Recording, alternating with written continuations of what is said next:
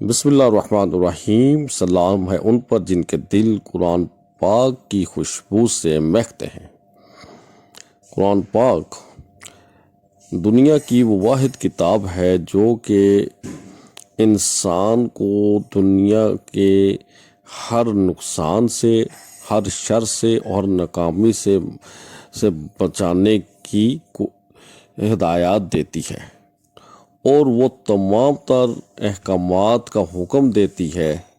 جو کہ انسان کی مادی، روحانی، انفرادی اور اجتماعی ہر دو لحاظ سے کامیابی اور کامرانی کے ضامن ہیں۔ اس لحاظ سے قرآن پاک دنیا کی وہ واحد یونیک بک ہے جو کہ اس قسم کا مواد اور ہدایت فراہم کرتی ہو، اور اس کے علاوہ دنیا میں کوئی ایسی کتاب نہیں جو اس قسم کے کمالات سے رکھتی ہو۔ تو آئیں اتنی اہم ترین کتاب کی ان اہم ترین آیات کا اللہ کا نام لے کر مطالعہ شروع کرتے ہیں۔ اعوذ باللہ من الشیطان الرجیم، بسم اللہ الرحمن الرحیم۔ آیت نمبر 168 تا 170۔ جب ان لوگوں سے کہا جاتا ہے کہ زمین پہ جو پاکیزہ چیزیں ہیں انہیں کھاؤ اور پیو، اور شیطان کے راستے پر مت چلو، وہ تمہارا کھلا دشمن ہے، وہ تمہیں بے حیائی اور بری باتوں کا حکم دیتا ہے، اور تمہیں وہ ان باتوں کے متعلق کہتا ہے جو کہ تم نے نہ تو سنی ہوتی ہیں اور جن کا متعلق اللہ تعالیٰ نے نہیں کہا ہوتا۔ اور جب ان لوگوں سے یہ کہا جاتا ہے کہ اللہ کے جو احکامات ہیں ان کو مانو، تو وہ یہ کہتے ہیں کہ ہم تو صرف انہی باتوں کو مانیں گے جو ہم نے اپنے آباء و اجداد سے پائی ہیں۔ اچھا، تو کیا اگر ان کے آباء و اجداد غلط راستے پہ ہوں اور انہوں نے ذرا سا بھی عقل سے کام نہ لیا ہو اور صحیح راستہ نہ پایا ہو، تو کیا پھر بھی وہ ان کی پیروی کیے جانے جائیں گے؟ صدق اللہ العظیم۔ ان آیات سے ایک بات تو پہلے طور پہ یہ واضح ہوتی ہے کہ انسان کو زندگی میں صحت کے حصول کے لیے صرف وہ چیزیں کھانی ہیں جو کہ پاکیزہ ہوں۔ پہلے نمبر تو بات یہ ہے کہ جو رزق حاصل کیا جائے وہ حلال ذرائع سے حاصل کیا جائے، کسی کی حق تلفی کر کے نہ کمایا جائے، کسی کو سے رشوت نہ لی جائے، نہ کسی کو رشوت دی جائے، نہ ہی کوئی اور بےایمانی اور دھوکے بازی کے ساتھ رزق کمانے کی یا مال کمانے کی کوشش کی گئی ہو۔ ایسی کسی بھی کوشش سے کمایا ہوا مال، اس میں سود بھی شامل ہے، وہ سراسر انسانیت کے لیے شر ہے،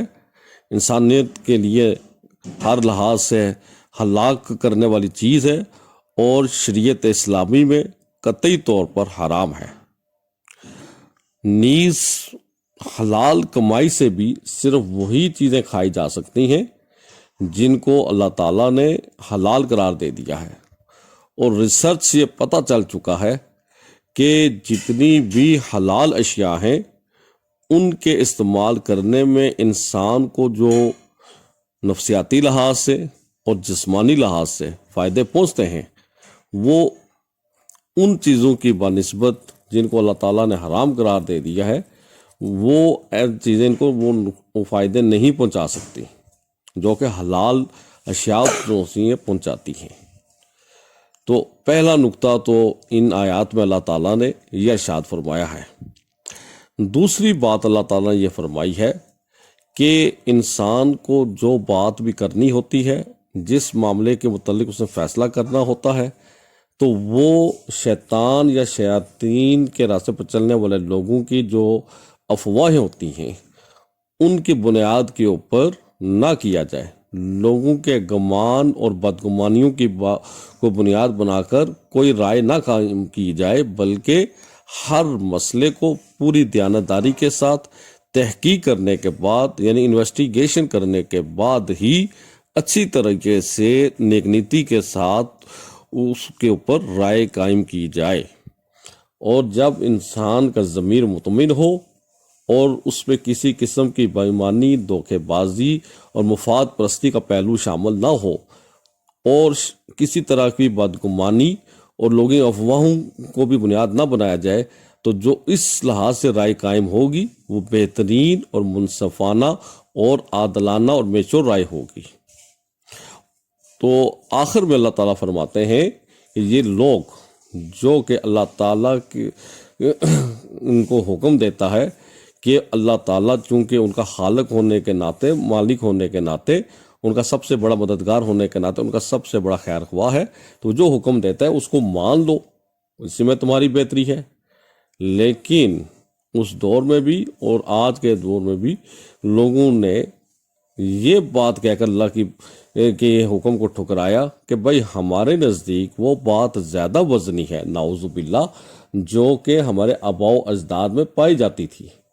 گویا کہ ان کے آباء و اجداد کی جو رائے تھی، جو عمل تھا، جو روایت تھی، وہ اللہ کی روایت، اللہ کے حکم کے مقابلے میں زیادہ اہمیت رکھتی ہے۔ تو اندازہ لگائیں ان لوگوں کی میچورٹی کا کہ کس قدر امیچور قسم کی انہوں نے رائے قائم کی۔ تو بہرحال اللہ تعالیٰ نے پھر بہترین جواب دیا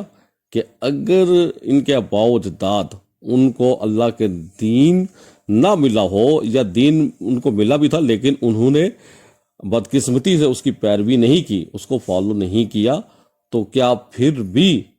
اپنے آباء و اجداد کے اس غلط روش اور باغیانہ روش کی بنیاد پر وہ انہی کو فالو کریں گے؟ تو ایسا کرنا تو سراسر آج کے دور میں اس وقت اور اس وقت کے دور میں جب یہ آیات نازل ہو رہی تھیں انسانیت کے لیے نقصان دہ اور ہلاکت انگیز ہی ہو سکتی ہیں۔ تو اللہ تعالیٰ ان تمام قسم کے شرور سے جو کہ جن سے اللہ تعالیٰ نے منع کر رکھا ہے ان سے ہمیں بچنے کی توفیق عطا فرمائے، اور تمام احکامات پر جن کا اللہ تعالیٰ نے حکم دیا ہے اس پر ہمیں اپنے کتاب اور اپنے پیارے رسول صلی اللہ علیہ وسلم کی سنت کے مطابق عمل کرنے کی توفیق عطا فرمائے۔ انہی الفاظ پر ہم آج کی ویڈیو کا اختتام کرتے ہیں۔ ہمیں آپ اجازت دیجیے اور اپنی دعاؤں میں خصوصی طور پر یاد رکھیں۔ والسلام علیکم ورحمۃ اللہ وبرکاتہ۔